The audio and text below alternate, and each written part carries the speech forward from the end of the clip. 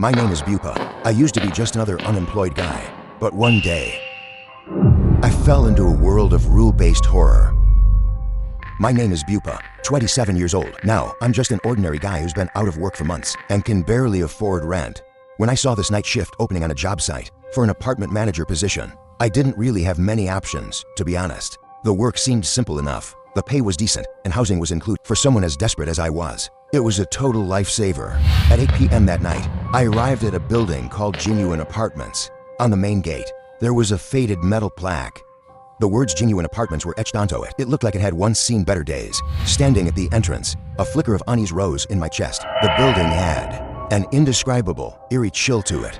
I took a deep breath. Whatever, regardless. Any job is better than no job. I stepped into the lobby.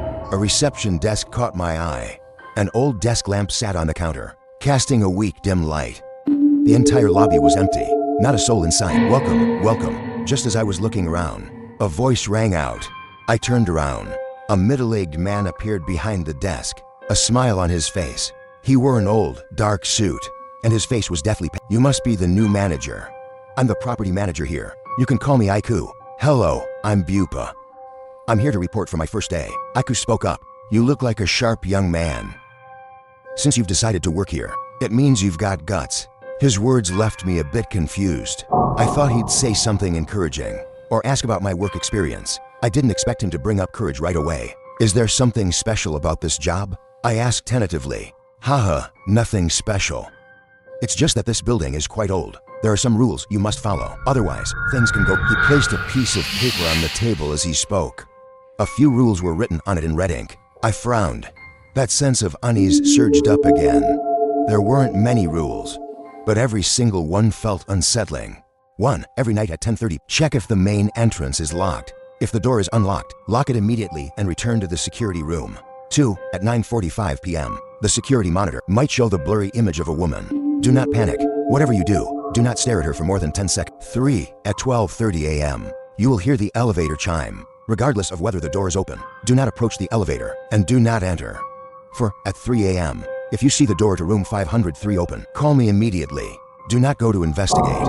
5. If you hear crying in the hallway, put on headphones and play music. Never try to find the source of the sound. As I stared at these rules, it felt as if something was pressing heavily against my heart. Why would an ordinary night shift job have such bizarre regulations? Are these rules for real? I looked up at him. He gave me a long, hard look. I know these seem absurd, he said, but believe me, you'll be safe if you follow them. There are things in this building you can't see, and it's best if you don't look. A cold sweat broke out across my back. The air was thick with an indescribable sense of dread. It felt as if the air around me had turned viscous, making it difficult to breathe. Fine, I'll do it. Good, remember, as long as you follow the rules, you'll be fine. With that, he turned and left the apartment. It was eerily quiet. Only the faint glow of the desk lamp cast a long shadow across the table.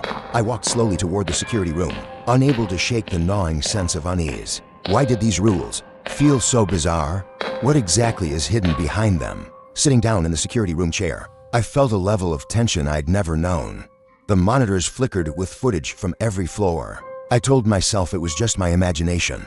This is just an ordinary apartment building. I tried to reassure myself, taking a deep breath and letting it out slowly. I looked down at the written rules once more. The red handwriting looked particularly jarring in the dim light, especially rules 2 and 4, the ones about the blurry woman and room 503. They sent an inexplicable shiver down my spine. I picked up my phone. It was 10:15. According to Rule 1, I had 15 minutes to check if the main door was locked. I stood up, forcing myself not to dwell on these strange regulations. I hurried toward the first floor entrance. At 10:30 sharp, I stood before the main door. It looked perfectly normal. I reached out to test the lock, confirming it was indeed secure. I felt a small sense of relief. At least there's nothing wrong with this rule, I muttered to myself. As I prepared to head back to the security room, something outside the window caught my eye. Out on the street, through the window, a faint figure stood in the shadows. It was a woman. She was wearing a red dress. I couldn't make out her face. Suddenly, I realized my heart was racing. Why would anyone be standing there? It's the middle of the night. The street is deathly silent. Why is she standing right outside the apartment building? I was about to open the door to check, but then I remembered the first rule. I quickly pulled my hand back. It's just a coincidence. I whispered to myself, she's just a passerby. Maybe she's lost. But even as I tried to reassure myself, that deep-seated unease wouldn't go away. I sat back down in the security chair, staring at the surveillance monitors. Time crawled by. 11:30 p.m. I'm all alone in the security room. The screens showed the various floors of the building. Most of the floors are vacant. The cameras showed nothing but dim, empty hallways. I stared at the screen, feeling a strange, heavy sense of dread. 11:43 p.m. My heart was in my throat. 11:45 p.m. The screen suddenly flickered, and then a figure appeared on the third-floor monitor. I stared at the image. It was the woman in the red dress. She was standing at the end of the hall, her back to the camera. Her long hair reached down to her waist. Even through the grainy footage, I could feel a chilling, eerie presence. My head began to throb. The words of the rule kept echoing in my mind. Never stare at her for more than 10 seconds. But for some reason, my eyes were fixed on the screen. Right then, she moved. But I still couldn't see her face. My breathing became rapid and shallow. My whole body tensed up, as if I'd been plunged into ice water. A chill went straight to my marrow. I knew I couldn't look at her any longer. But I couldn't tear my eyes away from the screen. Don't look. Stop looking, I told myself. Finally, I squeezed my eyes shut. My heart felt like it was about to jump out of my chest. A few seconds passed. I slowly opened my eyes. The footage on the screen had returned to normal. The hallway was empty, as if everything I'd seen was just a hallucination. Just then, my phone buzzed with a message. How long were you staring at her? A chill ran down my spine. My hands began to tremble uncontrollably. How could they know? My mind went blank. I stared at the text in terror. In the darkness, the faint glow of the screen reflected off my face, like a cold, ghostly veil. How long were you staring at her? I read the message over and over. My heart was racing with pure panic. What does this message even mean? How did they know that while watching the monitors, I saw that woman? And are they watching me? I looked up at the monitors. They showed various floors of the apartment building.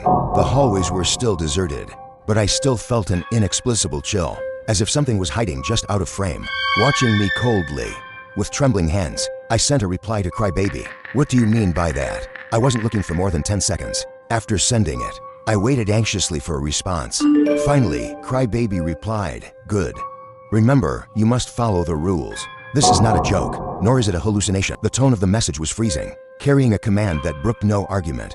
I gritted my teeth, trying to calm myself down. I replied, understood, but the sense of dread deep within me only grew more intense. 12 a.m. Time had slipped into the midnight hour without me noticing. I stared at the surveillance monitors. The entire apartment was eerily quiet. Just then, the elevator feed on the screen suddenly flickered. Immediately after, the crisp chime of an elevator bell rang out. My heart lurched. The third rule immediately flashed through my mind. At 12:30 a.m., you will hear the elevator chime. Regardless of whether the door is open, do not approach the elevator and do not attempt to enter. I looked up at the wall clock. It was exactly 12:30. It's just a malfunction, I told myself. But before the thought could even settle, the elevator feed on the monitor flickered once more. The doors slowly slid open. I stared at the screen, holding my breath. When the doors opened, it was empty inside. But even so, I still felt an inexplicable dread. Don't go there. Whatever you do, don't go there. I whispered to myself over and over. I forced myself to look away. But just as I was about to turn, I heard footsteps coming from outside the elevator. The footsteps were light, but they were getting closer. They seemed to be heading straight for the security room. My breathing became rapid and shallow. I desperately told myself not to look back and not to leave the security room. But the footsteps stopped right outside the door. After the final footstep fell, silence returned. All I could hear was the pounding of my own heart. I knew something was outside. I could feel its presence. The doorknob turned slightly. I held my breath and closed my eyes. Crybaby's words flashed through my mind. Don't break the rules. A moment later, the door handle clicked back into place. The noise outside vanished. I looked at the monitor. The elevator doors slid shut. The feed returned to normal. The hallway was empty. I let out a sigh of relief, feeling completely drained. Just then, another message popped up. You're doing well. Keep it up. But remember, the rules only get harder from here. I felt like I was sinking into an inescapable trap. Every rule was like a new set of shackles, binding my sanity and judgment. I'm already deep in this building's secrets. Trying to back out now might cost me even more dearly. I glanced at the clock. It was already 1 a.m. Still many long hours to go. I have to stay at my post. I took a deep breath, telling myself as long as I follow the rules, I'll be okay. But in the hours ahead, what else will I have to endure? At that thought, I didn't dare imagine any further. I could only stare at the rules on the desk, as if they were my only protection. Time ticked away slowly. The rhythm of the wall clock rang out clearly in the empty room. The screen remained empty. But I knew the true horror was lurking behind those rules. 2:45 a.m., 15 minutes until the next rule. I paid close attention to the floor with room 503. Staring at that ajar door on the screen, an indescribable weight pressed down on me. 2:55 a.m. Time was closing in. I felt my breathing grow increasingly shallow. I forced myself to stare at the note on the desk. 3 a.m. If you see the door to room 503 open, call me immediately. Do not go to check. Just then, the clock hand struck 3 exactly. At that very moment, from outside the monitoring room door, I heard a faint click, like a door being pushed open. I jerked my head toward the screen. The door to room 503 had opened at some point without me noticing. My heart lurched. Even though I had known the rule, seeing the door to room 503 actually open, I couldn't help but feel terrified. With a trembling hand, I picked up my phone and dialed Aku. The only sound in my ears was my racing heart. The call finally connected. Aku's voice came through the receiver. Don't be afraid. You saw it. Yes, the door to room 503 is open. On the other end, Aku said, listen, don't look at the monitor. Turn off the dance studio feed immediately. Stay right where you are. Don't move. Why? I asked instinctively. Don't ask so many questions. Aku's voice turned stern. Now, turn off the dance studio monitor immediately. This is for your own protection. I scrambled to operate the surveillance system. The feed for the 5th floor vanished instantly. Only the other floors remained on screen. I stared at the floor, Aku's words echoing in my mind. While I was lost in thought, a new message arrived. You did well. Remember, don't mention room 503 again. That's it for tonight. Go back to your room and get some rest. I didn't reply for a long time. I knew that text didn't bring me any comfort.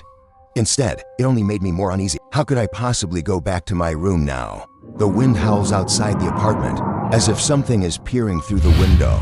I force myself to stand, ready to leave the monitor room. Just as I'm about to turn off the lights and leave, my phone pings with another new message. You did well just now, but you forgot to close the monitor room door. But the sender isn't Crybaby. It's a stranger's number I've never seen before. I turn to look at the monitor room door, but the door is closed. I feel a chill rising from the soles of my feet. Who is messaging me? Yet, there is no one around, only the wind whistling in my ears. Who is this stranger? How do they know I'm in the monitor room? And how do they know everything I just went through? I take a deep breath. Fumbling, I open my contacts. I find Crybaby's number and dial it. The dial tone sounds jarringly loud in the silent room. I feel like I'm awaiting a verdict. Every second is pure agony. Finally, Crybaby's voice comes through. Hello? Fearless, what happened? His voice sounds exhausted. Crybaby, a stranger just sent me a message. They said I forgot to close the monitor room door, but I know I closed it. I even checked it just now. The other end goes silent for a few seconds. Then he speaks. Fearless, listen to me. From now on, don't look at any messages on your phone. Go back to your room immediately. Lock the door, and don't eat on the floor tonight. I'm stunned. This was completely unexpected. But why are the rules no longer working? They know you saw them. They're heading to your room. Hurry. The call is cut off, leaving only the hollow drone of the busy sig. I stand there, paralyzed. My mind is in total chaos. The rules don't work anymore. They know I saw them. But who are they exactly? Or rather, what are they? I didn't dare think about it any further. I bolted out of the security room.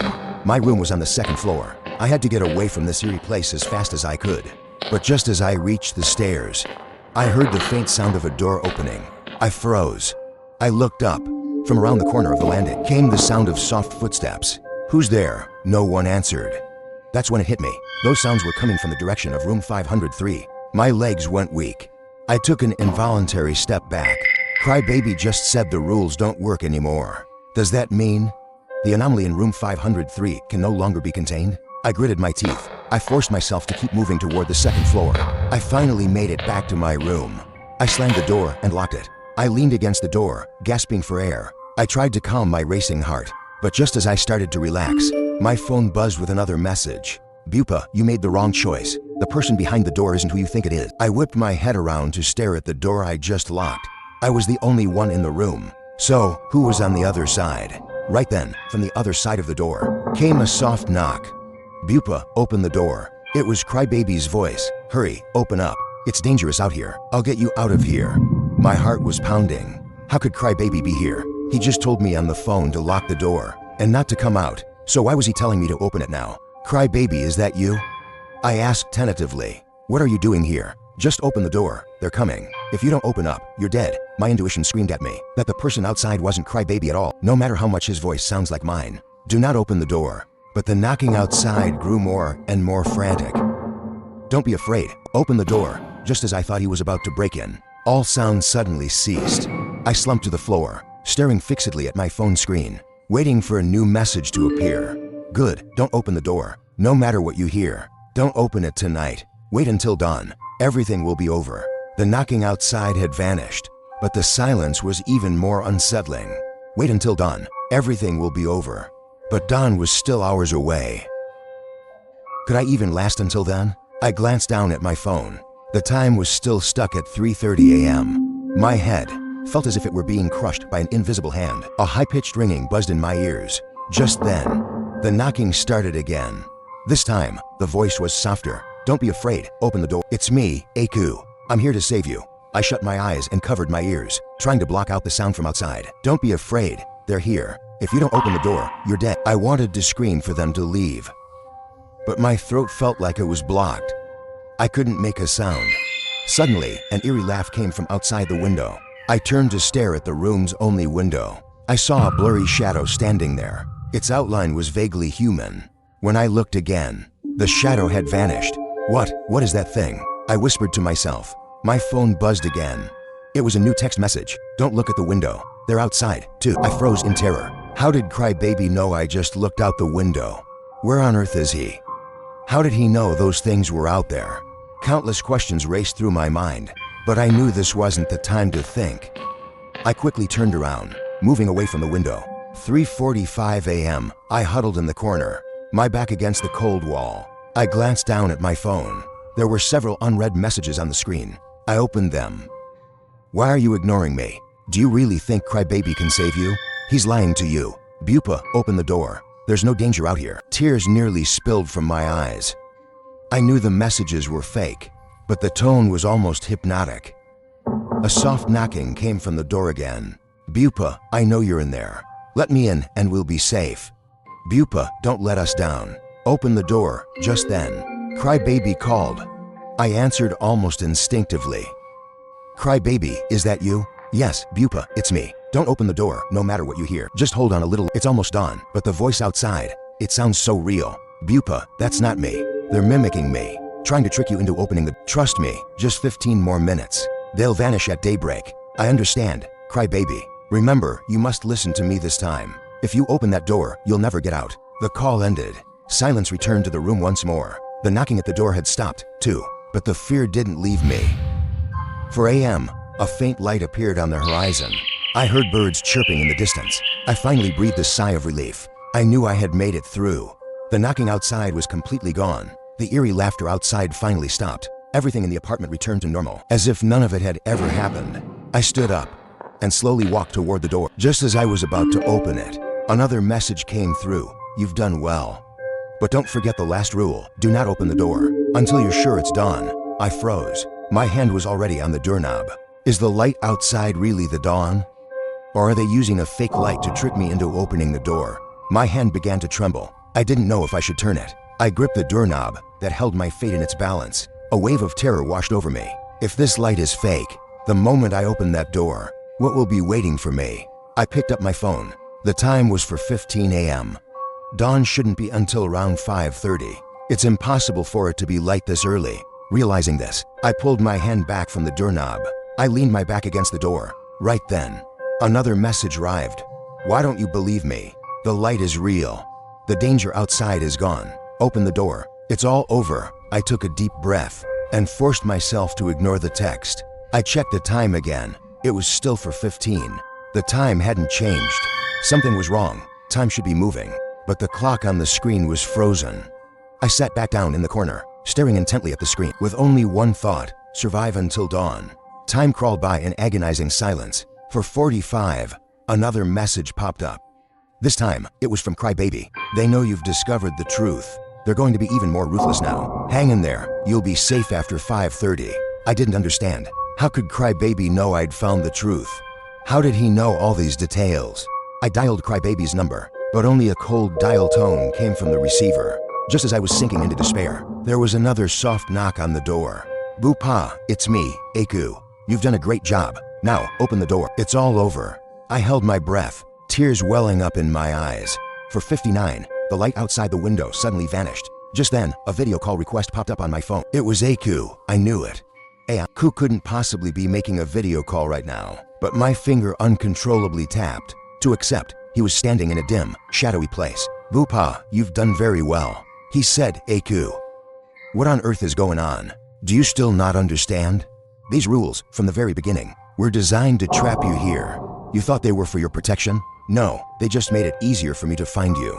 My eyes widened, unable to believe what I was hearing. Now, open the door. Bupa, open the door and you'll be free. At that very moment, the door to the room slowly creaked open a crack. An eerie light seeped through the gap. I collapsed to the floor, the surrounding darkness threatening to swallow me. Aku's final words echoed in my ears. You were chosen by the apartment long ago. I didn't want to believe this was the end, but time was frozen. Illusions were everywhere, and that video call, everything was pointing to one cruel reality. For 59, the time on the wall clock hadn't moved since. It can't end like this. I have to get out of here. I forced myself to stand up, my mind racing through all the rules, trying to find a way out. I went over the apartment rules once more. Apartment rule no. 5. Only open the door once it's dawn. That rule had always puzzled me, until Crybaby said those words. The sun will never rise. If this rule is a trap, it means it wasn't meant for me to follow. It was meant to keep me trapped here forever. Suddenly, it clicked. I rushed back to the security room and turned on the monitors. I didn't understand why the woman's image existed, but the rule said, do not stare at her for more than 10 seconds. So what if I did? I locked onto the third floor feed. The woman in red appeared once more. Her back was to the camera. I forced myself to keep staring. At the 10th second, she suddenly whipped around. I saw a face with no features. My heart hammered in my chest. I felt an invisible pressure surging toward me. This is what the rule was trying to hide. I was screaming inside, but I didn't look away. I kept my eyes fixed on her. Just then, the image vanished. The screen went pitch black. Then, the lights began to flicker. A realization dawned on me. That woman is the apartment's core control point. Her presence maintains this illusion. Destroying her might be my only chance. I bolted from the security room and ran for the door. The freezing wind hit me full force, carrying the stench of decay. I stumbled out of the building. I glanced back. A blurry figure stood at the entrance. You can't escape. This is your final destination. I felt a wave of icy dread. I ran with everything I had. I reached the street outside. This was the way I'd come. But now, every building was derelict and decaying. This isn't the real world at all, but an illusion conjured by the apartment. Dawn. I needed it to be dawn. That was when I realized that confirming the break of dawn isn't just about what your eyes can see. It's about the conviction in your heart. I closed my eyes and took a deep breath. I visualized it in my mind, the warmth of the morning sun on my face. When I opened my eyes again, the apartment's illusion began to crumble. My phone rang. It was Crybaby calling. I answered the call. Crybaby's low voice came through. Congratulations. You're one of the rare few to ever escape the rule. Who are you, really? I'm just a guide. Rules aren't meant to bind you. They're meant to give you a way out. Only those who can break the rules and find the loopholes are worthy of surviving. The call disconnected. I stood in the morning light, feeling a sense of freedom I'd never known. I knew that this time, I had truly escaped. The officer's apartment vanished from the city's edge, leaving only a legend behind. Whenever someone falls into despair, it will appear again. And only those who make it out alive will truly understand. Rules were never meant to be a cage, but the only way to